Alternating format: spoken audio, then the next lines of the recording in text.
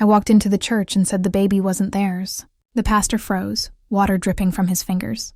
My father told the sheriff to take me out. Late afternoon light lay flat over Dry Creek, dust held in the air from wagon wheels.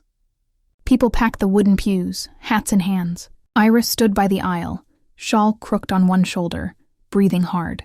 The baby on the front bench fussed, cheeks blotched from crying.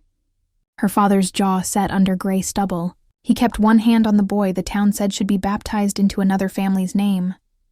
"I won't move," Iris said, voice steady. "My sister wrote it down. That's her mark. The child stays with me." The sheriff touched the brim of his hat. "Paper?" She held up a folded sheet, edges worn. The pastor leaned to see. Her father snatched it. "Forgery," he said. "She lies for pity." She always did. A murmur crawled along the pews. Neighbors shook their heads. A woman whispered, "She should have married when she had the chance." Another said, "Too proud to bend." From the doorway, a tall man paused. Salvador. Dust on his coat, cedar scent clinging to it. His eyes went from Iris to the baby. He didn't speak. He watched everyone else speak around them. The sheriff took Iris by the elbow. "Outside, miss." "Don't touch me." She pulled free, then turned and lifted the baby from the bench before the other woman could object. The child tucked under her chin. Iris's hands were careful, practiced. Her father stepped forward. "You come home. We'll settle it there." She didn't look at him. "Home was gone the day you sold my trunk for a winter of corn." The door opened to sun and dust. On the steps, men who had been leaning against the rail straightened. Salvador stayed back, out of the line of argument, eyes on Iris's grip. "You have anywhere?" he asked low. She kept walking. "Away from here," a wagon rattled up. Her father lifted his chin to the driver. "Take her to my place."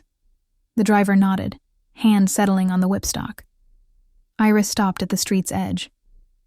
"I won't ride with you. Then you'll walk," her father said. "You won't keep that child." Salvador moved then, not fast, just certain. He set himself between the wagon and Iris. "Sheriff," he said, "you want no trouble. Let her stand in my doorway tonight. We'll read that paper proper by firelight without yelling." The sheriff weighed the faces around him. "One night," he said. "Tomorrow morning at the office." Iris's hands shook once, then went still. "Thank you," she said. Not to her father, not to the pastor, but to the quiet man who made a door out of himself where there hadn't been one. Wind pressed at the boards of Salvador's cabin. Inside, the hearth burned steady, stacked cedar popping soft. The baby slept in a coat-lined crate near the fire. Iris sat close, shawl pulled firm around her. Her hands were red from washing at the pump. Salvador wiped the table and laid the paper between them. "Read it," she said. He traced the edges with a work-rough thumb. "Your sister's hand?" "She never learned letters." The pastor wrote the words. She pressed her mark. He nodded. "I know his hand," he read aloud. The words were plain. The child to be left to Iris Wynne, named guardian and kin, witnessed by the pastor. Date clear, no flourishes. "They'll call it a lie," she said. "They may," he answered. He folded the paper again, careful. He didn't offer comfort. He didn't pull away either. Outside, a set of hoofbeats slowed, then went on. Iris watched the shadows move across the ceiling. "They'll say I brought shame." "What do you say?" "I say my sister died on a straw mattress in the back room and ask me not to let him." She cut herself short, jaw tight. "He wanted to trade the baby for a debt," Salvador's stare held. "Who?" she swallowed. "My father." Silence filled the room. Not heavy, not empty, simply there. The fire shifted. Salvador stood and went to a shelf, brought down a small cedar ring he'd carved with a chip knife. The grain was plain, the circle true. He set it on the table. "For the child's wrist when he's older," he said, "so he remembers hands that held him steady." Iris's eyes flicked to the ring, then to him. "Why help me?" "I know the road you walked today," he said. He didn't explain more. His own father's voice lived in his bones. He let it stay there. A knock rattled the door. Salvador opened to find two men from town, hats in fists. "Pastor sent us," one said. "Says he never wrote such a thing." "Says you lied," Iris stood. He wrote it, she said. He said his name. The men looked past her at the baby. You bring that child to the sheriff in the morning, the taller one said. Or we come at dawn. They left. Salvador slid the bar across the door. He met Iris's eyes. She held his stare and didn't blink. You can sleep by the hearth, he said. I'll sit the chair. Her mouth opened, then closed. She nodded once. No one ever loved me, she said, barely aloud. He stepped closer. He didn't touch her. He kept his voice low. Start with safe, he whispered. Love can wait his turn. Near midnight, the wind swung south. Clouds pushed over the ridge. The first drops hit the roof, slow, then thick. Salvador put an iron pot under a seam that always wept in a hard rain. Iris shifted on the pallet, the baby pressing a tiny fist against her arm. The sound of water steadied them. Outside, the corral gate clacked. Salvador leaned to the window. Two shapes by the fence line, shoulders hunched. Not townsmen, younger, whiskey in the sway of them. They lifted the latch and came on. He didn't reach for the rifle first. He took the iron poker from near the fire. He nodded once to Iris. Stay behind the table, he said. She drew the crate close with the baby and put it behind her skirt. Her breath slowed on purpose. Knuckles hit the door. Open up, a voice slurred. Sheriff's orders. No, Salvador said. Come back in daylight. The latch jiggled hard. Then the bar thudded under a shoulder. The cedar plank groaned. The second shove split a nail. Daylight cracked thin. Iris didn't scream.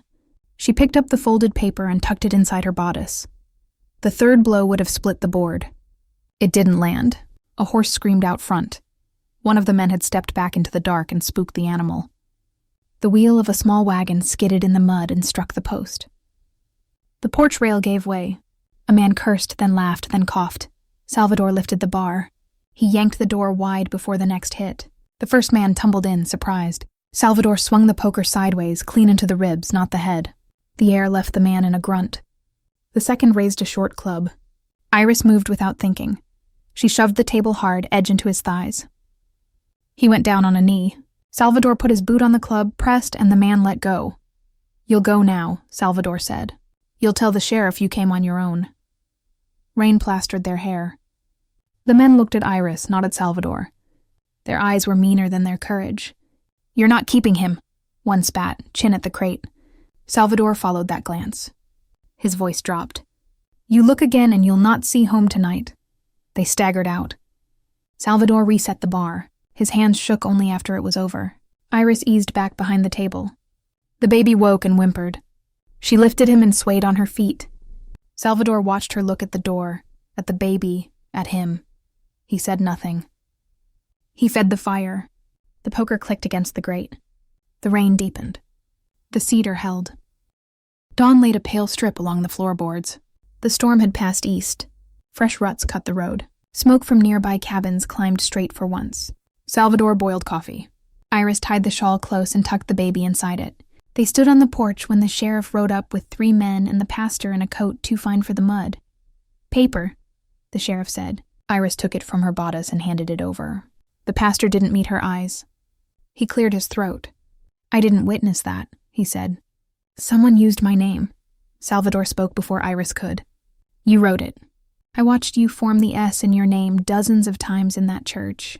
Your curl on the tail is the same. The pastor's face tightened. You making a claim you can't prove? Salvador stepped inside and returned with another paper.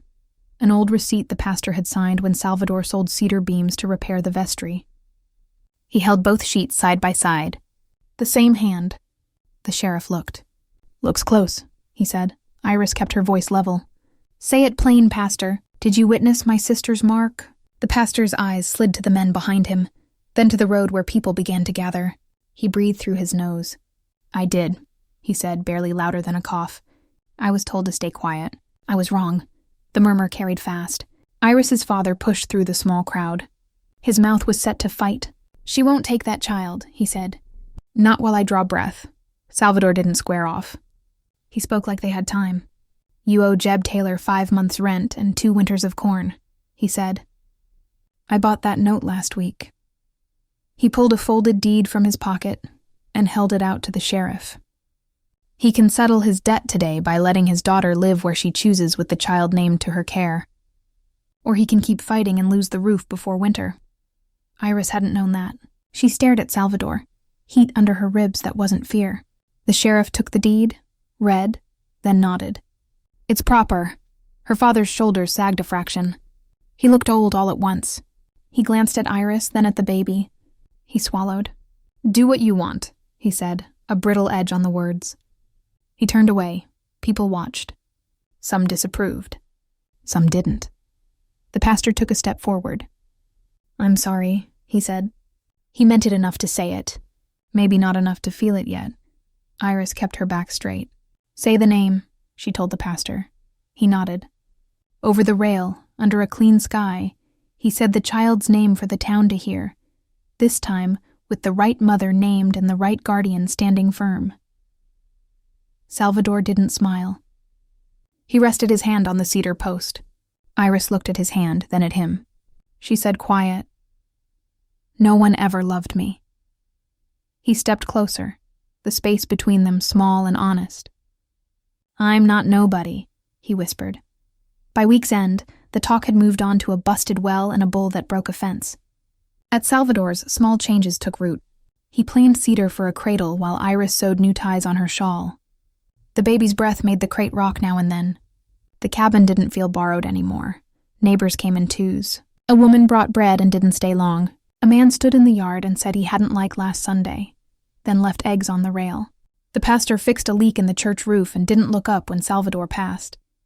Iris woke before light and cleaned the table until the wood warmed under her palm. She fed the fire and learned the way this room sounded when Salvador slept and when he rose.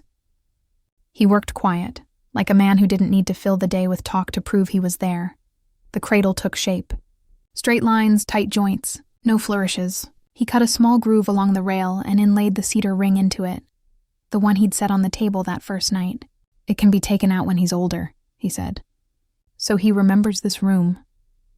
At dusk, Iris stepped out under a sky cleared by steady wind. Salvador followed, wiping sawdust from his hands. She faced him. You bought that debt, she said. You did it before the church. He nodded. I heard your father talking at the store. I knew he would press you. I don't like bullies. She looked down at her hands. I don't want to owe you. You don't, he said. You can leave when you like. You can stay if you choose. She lifted her chin. People will say I came here for a man. People say many things to fill a day, he said. What do you say? She stepped closer, close enough to see the small nick under his lower lip, the kind a chip knife leaves when you slip once and learn from it. I say I want the baby to sleep in that cradle. I say I want a door I can close without fear. I say I want a quiet I can share. He reached into his pocket and took out a plain band he'd carved from cedar, sanded smooth. Not to bind. To mark what we choose, he said. He didn't take her hand. He let her decide. She held out her palm. He set the ring in it. She closed her fingers around it. We do it at the table, she said. With bread and the baby asleep and no pastor unless he comes as a neighbor. That night, firelight washed the room. They set the ring on the table between them, not on her finger yet. They ate. They talked a little. They were quiet more. When the baby stirred, both of them rose at once. Their hands brushed. She didn't pull away. Say it again, she told him, remembering the church steps. He stepped close. You're not alone, he whispered. Not in this room. Not in this town, if I can help it. She nodded, and the quiet finally felt like comfort, not punishment. In the cradle, the child slept.